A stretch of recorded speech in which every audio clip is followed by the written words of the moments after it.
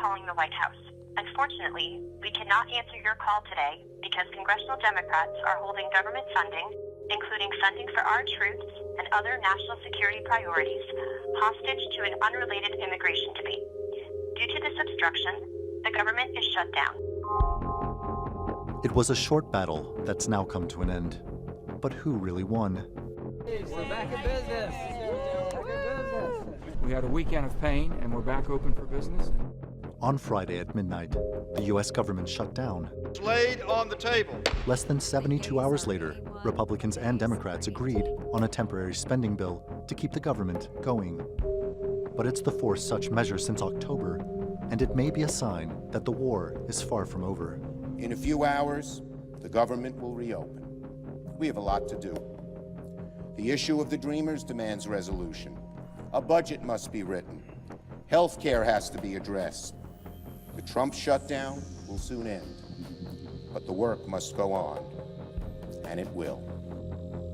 The gridlock was largely due to a disagreement over the status of undocumented migrants who came to the U.S. as minors. Most Democrats supported Senate Party leader Chuck Schumer for not budging on the issue. But now some of the party's left flank accuse him of being weak-willed for eventually relenting without much to show for it. Mr. Bozeman. The Republicans insisted they wouldn't negotiate with a gun to their head. The question now is, can Congress come together on an issue that has been continually deferred?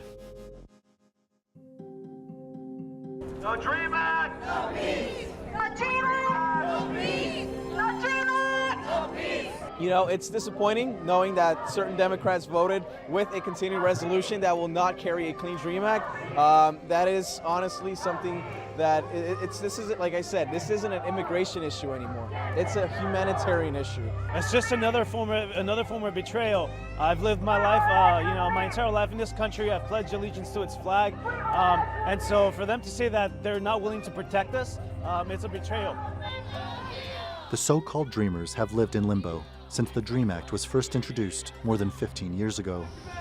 It would give them a path to citizenship as opposed to being deported to countries they've never known.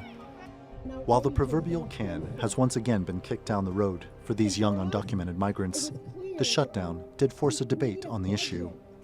It would be my intention to proceed to legislation that would address DACA, border security, and related issues. The man who co-sponsored the first DREAM Act bill, Illinois Senator Dick Durbin, urged Dreamers to remain patient.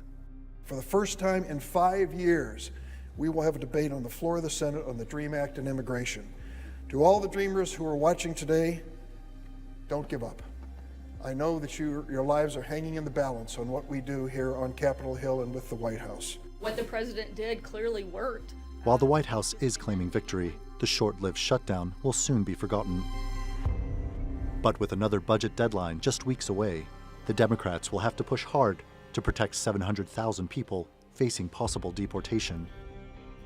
If they fail, they may find their position weakened against an administration many see as being more intent on building walls than mending fences. Randolph Nogel, The Newsmakers,